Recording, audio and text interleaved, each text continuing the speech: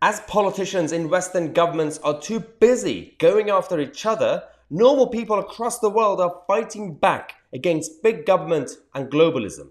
This is New Zealand.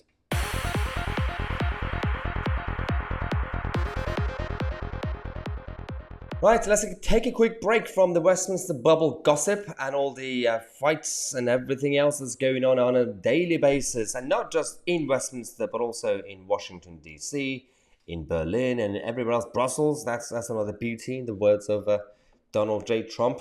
This is about what's going on in New Zealand.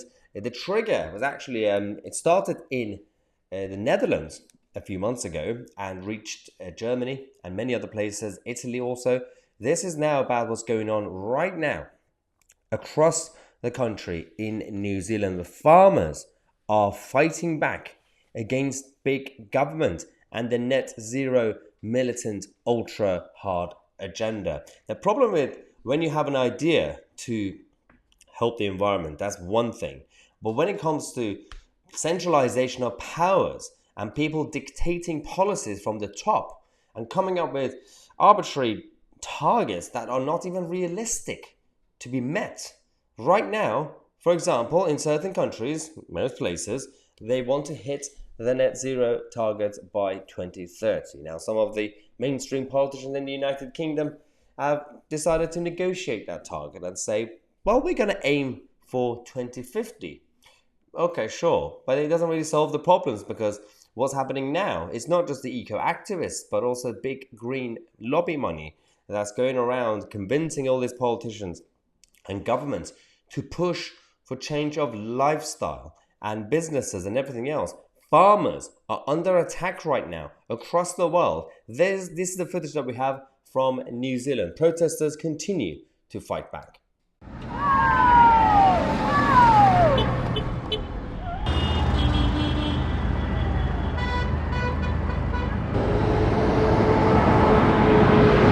Converted in. Protesting against the unworkable regulations, in particular this recent one of the carbon tax that they sent out, that is really going to damage farming.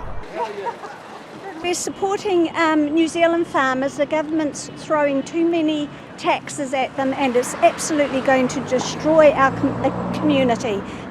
This is simply about cows burping and farting. Jacinda Ardern's government are going after cows to tax cows because they fart. There is a scientific argument about what's going on with the emissions around the world, but in reality, do you really think, how are you going to enforce such policy? Because farmers can't really have a meeting with their cows and say, guys, sit around, let's do a roundtable meeting. Our Prime Minister has come out to say, if you guys don't have a better diet, they're going to tax me and I'm going to take your salary. There is no logic behind this argument, because what you can do is all about sustainability. There are so many arguments to have to come up with solutions to make farming more efficient and more sustainable.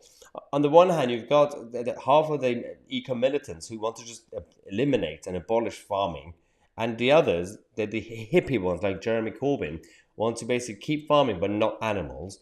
But then they go and enjoy their steaks in private. They go and destroy everything else that they can. And it's absolutely astonishing what's going on. Now, if you don't stop it in New Zealand, if you don't stop it in the Netherlands, we live in a globalized world. It is going to spread like a virus, and it's going to happen. It's already happening. We have to talk about this. This channel exists to talk about these things. Even if sometimes we get censored, even if sometimes I get a bit of a warning from certain people not to talk about the truth. I am going to talk about the truth. I don't care, because somebody has to.